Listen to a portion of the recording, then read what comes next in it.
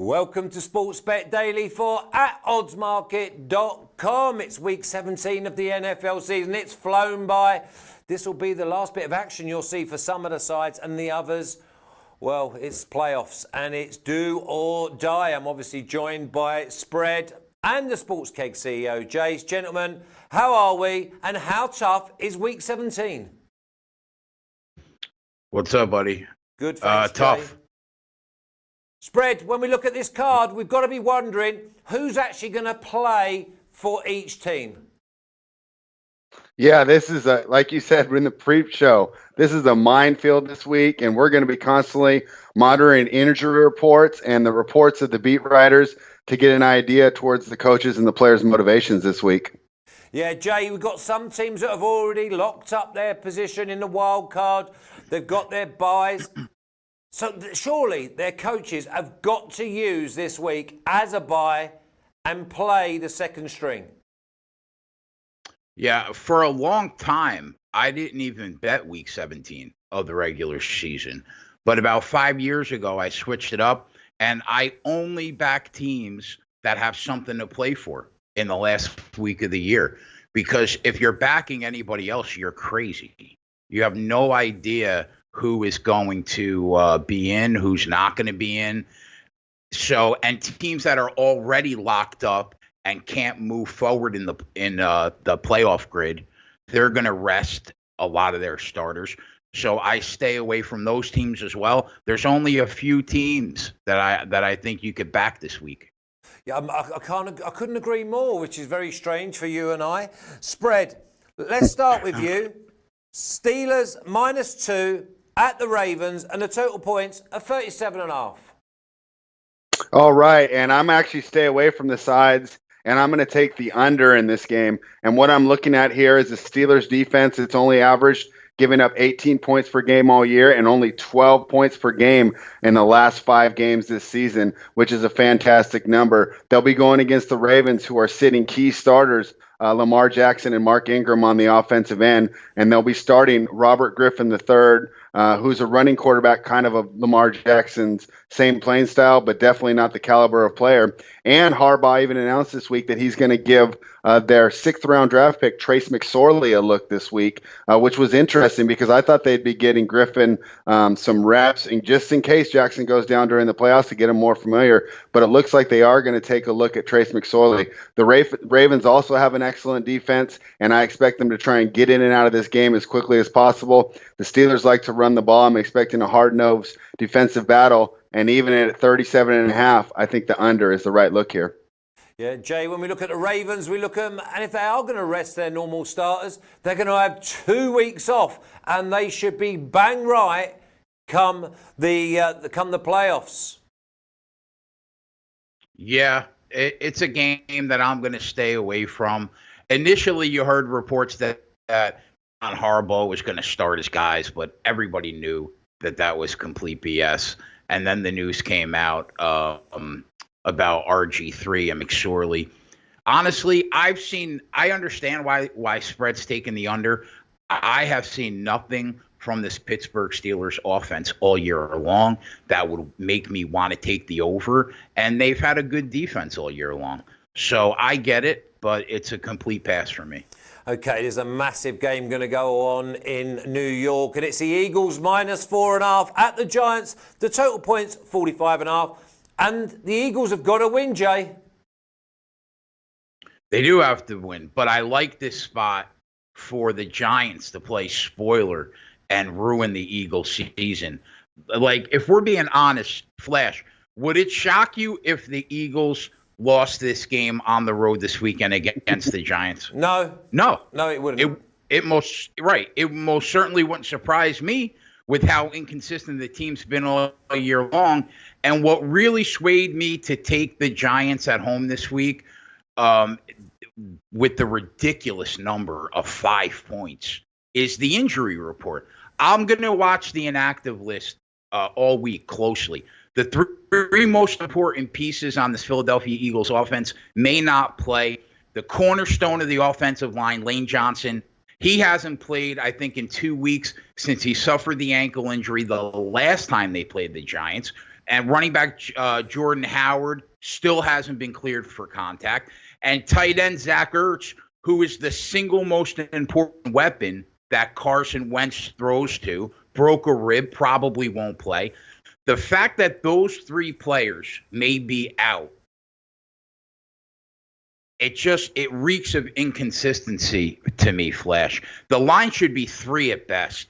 The Giants have a great shot at playing spoiler and an even better chance at staying within the 5 points. So if 2 of those guys are on the inactive list, I will be on the Giants plus the points. I'm just waiting to see who will play and who won't play. But I think that the Giants have a really good shot to screw everything up.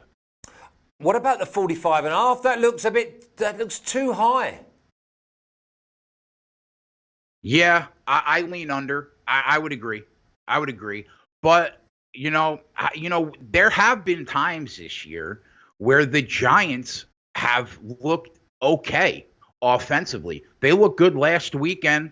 So I agree with you. Because of the people that are out on the Eagles offense, I lean under. But I like the Giants plus the points even better if Howard, Johnson, and Ertz are going to be on the inactive list. Okay, now what we do see in Week 17, and we've seen it for many, many years, is the line moving in a drastic manner.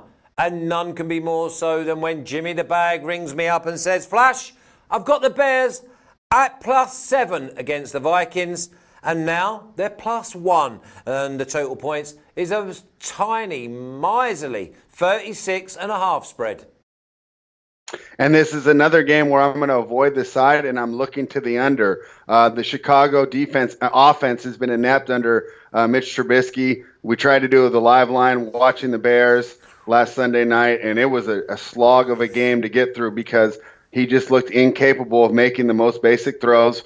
Coach Nagy's play calling exhibits the fact that he doesn't trust Trubisky either. So what we have is a terrible offense and a fairly good defense in the Bears. Now the Vikings will be looking to get right after a horrible primetime performance as well. But once again, they have a very tough defense that's going to stop this run game. Mike Zimmer has not announced his plan for the starters yet, and this would be an interesting situation where I think he might consider playing Kirk Cousins to try and get some momentum back after the poor performance that he put up on Monday night. So I'm not necessarily counting him out, but even if he does, after a quick lead, I think that they will go to the run game. They have the 6th spot locked up regardless of the results of the game. So I think they'll just try and get some quick hits, get his confidence back, go to the run game and run this thing out. Even though it's an incredibly low number, I'm on the under again. I couldn't trust Kirk Cousins to chuck me a napkin across the dinner table on Christmas Day. Honest to God, I will make a statement now, and I want people to remind me that if I go near betting, backing, or leaning towards the Vikings when Kirk Cousins is sitting at QB, then just please remind me, because I will never go near them again. They were so bad, and as soon as the television comes on. But the funny thing is that in prime time, he struggles. He's 0-9, but he's got to realise that every game, every time, is televised. So why are we seeing such a difference? I really don't know. Let's kick on, Jay. Raiders +3.5 at the Broncos, and the total points 41. Yeah, complete pass for me. Okay. I could care less what happens in this game. It's a pass. I mean, Spread. I don't even know why they're playing this game. Spread, yeah. They're playing it because they have to. Spread. Well, and technically, Oakland has a 10% chance to make the playoffs according to 538, but that would take some wild scenarios. But let's just take the game as it is. We have a team, the Broncos, that has a fantastic defense going up against the beat-up Raiders team, missing their best offensive lineman, Trent Brown. They look a lot different with him out. Josh Jacobs had an emergency surgery for an infection yesterday, and although he plans to play, I'm not sure the amount that they'll use him. And then we have a team in Denver, great defense, and I'll tell you what, on this show, I doubted Drew Lock, but he's proved me wrong. He's 3-1 as a starter, and he's playing a lot better. My last factor going into this game and choosing the Broncos is, we talked about Kirk Cousins' failure in primetime. Well, Derek Carr has the same stigma with playing in cold weather. Carr performs very well, and I'm expecting a 40-degree day out there in Denver. Not too good for them. I think that we have a Denver team that's trended upwards. They had some tough losses earlier in the season that knocked them out of playoff contention, but overall, they're a tough team and much better defensively. I think that Carr's going to have more problems in the cold weather, and all you really need to do is shut down Hunter Renfrow, and there's no offense in sight for that team. Even though it's 3.5, it's a tough number to lay in a divisional matchup. I'm taking the Denver Broncos at home to cover the 3.5-point spread. Yeah, any lean on the 41 total? I would lean under because I do not think that the Raiders are going to score very much against this tough Denver defense. Oh, you loving your unders. Jeez. What happened to I think touchdowns? under's a great look for Week 17. I think a lot of teams are just trying to get the season over. Yeah. Well, here's a team. I'm coming to you, Jay, for this one, because this team's been on holiday for about 6 weeks. We've got the Saints minus 13. I think it's a gift. At the Panthers, and the total points is 45.5. Yeah, the Saints are another team that has everything to play for on Sunday. They're still playing for a first-round bye, so they can bypass Wild Card Weekend. They need a little help, but it's possible to win this game and have either the Packers or the 49ers lose on Sunday, and they clinch a first-round bye. If they win the game and both the Packers and the Niners lose, then they'll be the number 1 seed in the NFC with home field throughout. So that means that the Panthers have close to an impossible task on Sunday. Will Grier, in his second start ever as an NFL quarterback against a team that runs like a clock, and what seems like every week is breaking an NFL record individually on offense. All of that is a daunting task for the Carolina Panthers. So we know they have no chance in this game. They know they have no chance in this game. So the question becomes, are the Panthers good enough to stay within 2 touchdowns of the Saints at home? And in my opinion, the answer is no. Not with a rookie quarterback in his second start ever. And what gets lost in this Saints offense, I say it all the time, is how good the Saints defense is. It's really, really good. They have a top 10 defense that's going to cause major problems for Will Grier all day long. This game, to me, has 28-7 written all over it. So I'm on the Saints minus 6.5 in the first half, minus 13 full game, double-digit favorites, and specifically double-digit road favorites have not really been profitable long-term, but this season they've hit at a profitable clip. So I haven't done it much this year, but I think that trend continues on Sunday. So give me the Saints here. Jay, I've got the Saints 21-3 at half-time. So you're happy giving up? What are you giving up? 6.5 in the first half? 6.5 in the first half. Yeah, I mean, that's your strongest bet of the day, that, mate. And I wouldn't be worrying about I think it's a minimum 28-7, 28-10, maybe at the maximum. That's if they get a backdoor TD. You want to talk about this one, spread? It's the Saints or no play here. The Panthers firing Ron Rivera midseason looked to be a huge mistake, and it pretty much gutted their season as far as the way that they're approaching the games. And this doesn't seem to be like a team that's playing for their coach or playing for each other. If you're going to play this game, it's Saints or no play. Yeah, couldn't agree more. I think that Jay's definitely on something there with the minus 6.5 at half time for the Saints, but the minus 13 looks pretty safe as well. Spread, Chargers +9 at the Chiefs. The total points are 45. And I think, again, we've got to go with the Chiefs. I'm on the Chiefs here. I love this spot. Phillip Rivers, he's a great quarterback, great competitor. I've enjoyed his career, but it's over. His arm strength just isn't there. He's going to be outside in the cold confines of Kansas City where it's going to be harder to get some zip on his passage.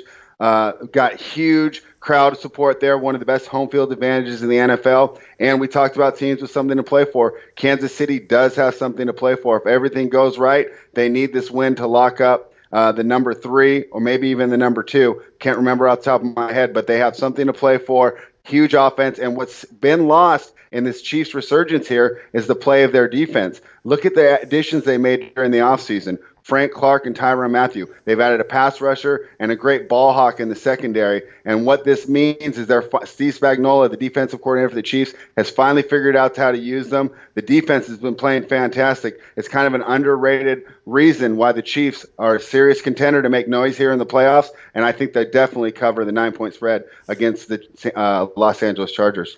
Okay, I think this next game is what we all want to be talking about. It's without doubt the biggest game of the weekend in the NFL, even though there's a couple of in the NCAAF that we're looking forward to as well on Saturday. But it's the 49ers at -3 at the Seahawks, and the total's 47. Jay, I'll come to you first. I've taken the 49ers at -3 because I just think they get it done. Yeah, quickly, I'm also on the Chiefs. With spread, mirror image game of exactly what we just talked about in the NFC with the Saints. So I'm all over them first half again and full game. So yeah, back to this game. I'm on the 49ers this weekend. If the Niners win this game, the road to the Super Bowl in the NFC is going to go through Santa Clara. So I just can't see this team giving away home field advantage throughout the playoffs in the last week of the year after this incredible season that they've had. I understand that the Seattle Seahawks have had an equally impressive season. And as much as we've said all year how important that Russell Wilson is to this team, you cannot overstate how important the losses are of starting running back Carson and spellback Rashad Penny. Those are two huge losses for a team that relies heavily on the run game to balance this offense. Now, I know the Seahawks called up Marshawn Lynch to come out of retirement and off the couch for the playoff run, but come on, there's almost a 0% chance that that kid is game ready. So, I mean, picking him up is like putting a Band-Aid on a gunshot wound. The flip side of the argument is, do the 49ers have injuries? They do, and it's true. They do have concerns. And Seattle is a really tough place to play. But in the end, I think the 49ers defense is going to carry the day, give the Niners the 1 seed going into the NFC playoffs. I'm going to wait just to see if money comes in on Seattle and we can somehow get to 2.5 here. But if it doesn't, I'm going to lay the field goal like you, Fletch. So.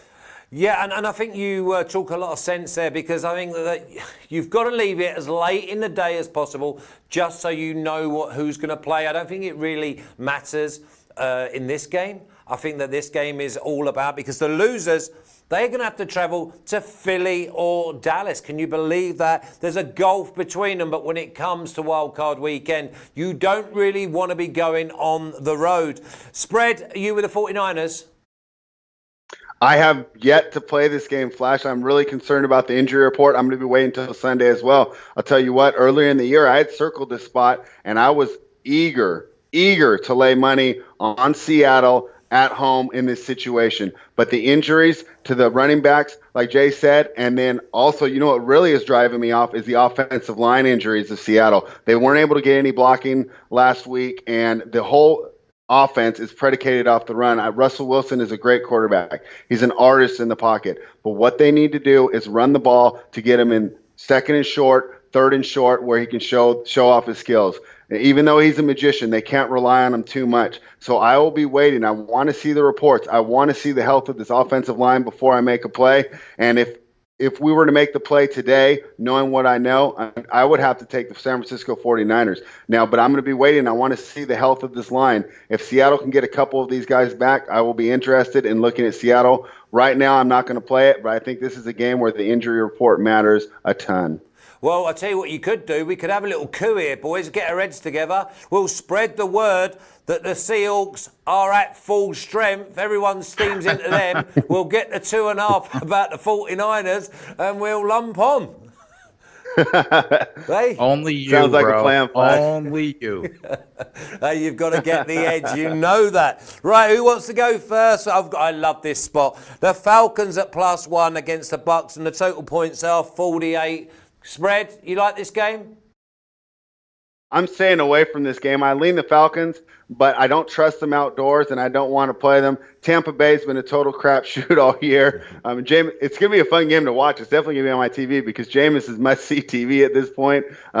with his mistakes, throwing the picks. Boy, the guy doesn't have a memory. He'll go back out the very next play and just keep throwing the ball down the field. He's an aggressive player, fun to watch. Lean Atlanta, but I don't trust him outdoors, so I'm staying away. Yeah, Coach loves Jameis Winston, and I think that's great man management, to be honest. I love the over 48 here, Jay. Listen, first of all, how dare you spread, okay, to not be on this Tampa Bay Buccaneer team total over with me? Listen, it doesn't seem to matter who Jameis Winston throws the ball to, right? Tampa Bay scores points. They've gone over their team total 80% of the last 12 weeks. I don't expect anything to change in the final week of the season. It's the only game where I'm not backing a team that has something to play for, but Jameis Winston wants to be the starting quarterback of the Tampa Bay Buccaneers this year, and I think his contract ends at the end of this game. So I just cannot see how they keep laying a very fair 24 team total against an inept Atlanta Falcons defense. They come through week after week. Give me the Tampa Bay Buccaneer team total over for the 13th week in a row. Yeah, well, I've gone with the Bucs -1, and I've gone with the total over 48 in this game on my pick 6. I'm all over the Bucs to do a job here. I mean, the good thing is here that Jameis Winston can throw as many interceptions as he likes, but the Falcons D, they'll drop it. So, I mean, he's going to get away with murder. So I'm happy with the Bucs to absolutely crush this Falcons D. I expect it to go way into the 50s. Now, here's my big game of the weekend. My 2-unit play. Oh, boy. It's the Titans -3.5 at the Texans. The total points 45. And that's come down from a high of 49. But give me the Titans. I don't care what Bill O'Brien says. He ain't playing them Texans. They've locked up. They're in. They've done what they had to do. And they were limping last week. And they were like going on the sideline. And they missed plays. They missed plays in a game that matters. This game now doesn't matter. And for the Titans, it matters a lot, Jay. Yeah, I can't argue with you. I think Bill O'Brien is completely full of shit. I agree with you. There's no way he's going to put those kids out there when they have absolutely no reason to play. They can get rested, enjoy a week off against a team that is literally fighting for their life, like they need their blood this week with the Tennessee Titans. So I completely agree with you, Flash. It wasn't on my list of games to talk about with you, but I mean, how do you not lay the 3.5 when this team has everything to play for? Ryan Tannehill has been rock solid the last 8 weeks of the year. So yeah, I agree. Against the Houston Texans team that just is in the driver's seat to rest this week, yeah, give me the Tennessee Titans. I agree. And you could call me crazy as well, but if he rests this Texan side properly, they go and they are a real force in a one-off game against anyone in this AFC. I see these as probably only a notch down from the Baltimore Ravens. I think they mirror each other very, very well. I just give the edge, maybe, obviously, to the Ravens D, maybe, and also, obviously, Lamar Jackson over Deshaun Watson. But listen, this game, I'd love to see this.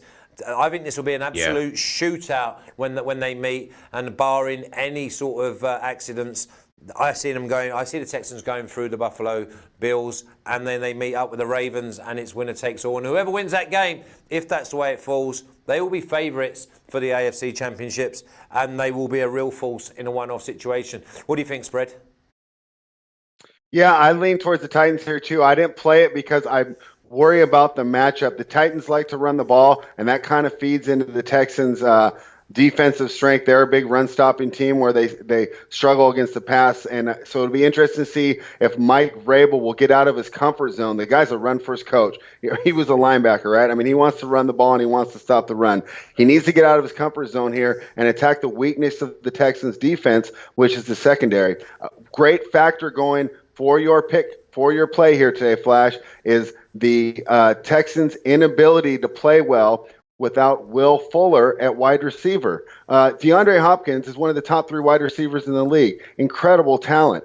But the quarterback rating of Deshaun Watson drops immensely when Will Fuller's not on the field. It surprised me when I was studying this game. When I was looking the numbers up, his quarterback rating drops 20 to 30 points when Will Fuller is not on the field. He needs Will Fuller as a big play threat, and even if he's not getting Fuller the ball, Fuller opens up the middle and underneath for DeAndre Hopkins by being able to stretch the field and grabbing the safety help and taking it all the way deep into the end zone. So without Will Fuller, the Texans offense is not nearly as potent. I haven't played the game, but I like your look here at Titans minus 3.5. Yeah, no Hopkins, no Fuller, no Deshaun Watson. Don't even get them changed. Cut them all, sit them down, use it as a bye week. That's why you do the job early and you haven't got to go into the last game of the season and put everything on the line. Let me tell you now, they are cotton walled up and bring them when at the business end. You get home field against Buffalo side. Listen, you just got to make sure that your boys are near as close. No one's 100% fit at this stage of the season, we know. But I think the Titans go in there, giving up 3.5 against the Texans side, who, listen, I don't even think 50% of them will play. I think he will be bang on, ready for this time next week. Anyway, listen, gents, let's have a great weekend. Jay, I'll let you know tomorrow whether I can make the Clemson the Ohio State game on a Saturday night. I'm really looking forward to that. And obviously, good luck on Sunday, gentlemen. I think there's a few good spots. And remember, if you are going to have a little wager, try and make sure you know who's playing before you do. Jay, good luck, mate. If I don't talk to you, enjoy the weekend. Yeah, and enjoy the rest of the holidays. Merry Christmas to you all. And but I'll see you and speak to you before then.